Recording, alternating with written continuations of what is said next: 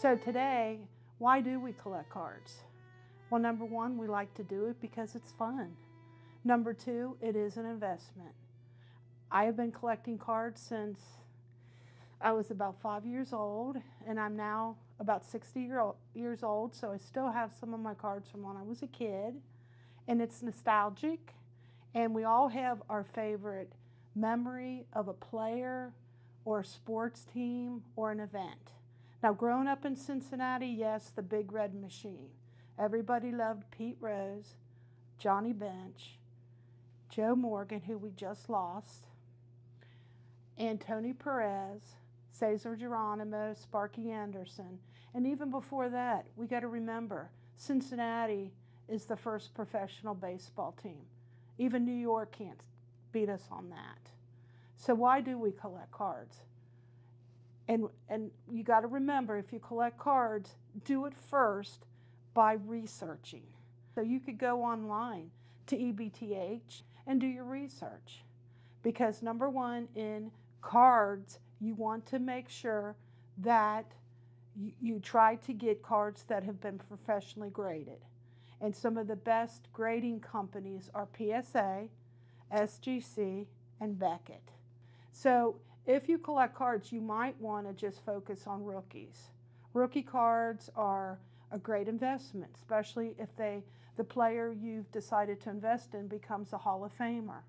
Or, I hate to say it, at times, if there's an untimely death like Kobe Bryant, who was going to be a future Hall of Famer, he probably will go in this year, they'll make an exception on his untimely death, that made sure that card started to really go up and rise in price. Now, one thing I can say is that Ebth, what we try to do, we grade cards efficiently. And we got to be careful, because when you buy a card, you take the risk that the card may be trimmed. And that's probably one of the biggest disqualifiers in terms of grading a card, because you will find out that the more expensive a card is, there is a greater chance of a card being trimmed. Plus, you got to look if the card is off-centered.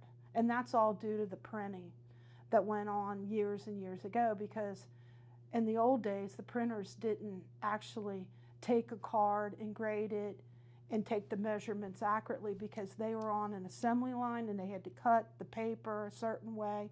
And sometimes the card can be really off-centered, and that really is going to hurt the price of that card. Plus, you got to look for gum stains, because you got to remember, in the olden days, sticks of bubble gum would come in with your cards, and that will definitely defer on the price of the card if there's a lot of gum stains. And then you got to look at the rounded touch corners or the soiling marks that are on the paper, and that includes the back and the front. So at Ebth, and I'm one of the graders, but I'm not a professional grader, but I do the best I can, we do make sure that we call out any kind of deficits on the card. And sometimes I even call out if it's a bold gloss that you like to have, that it keeps its gloss and it hasn't been played with, and maybe the surface gets wrinkles or creases, because that's a no-no in card collecting. But please remember, collect and have fun.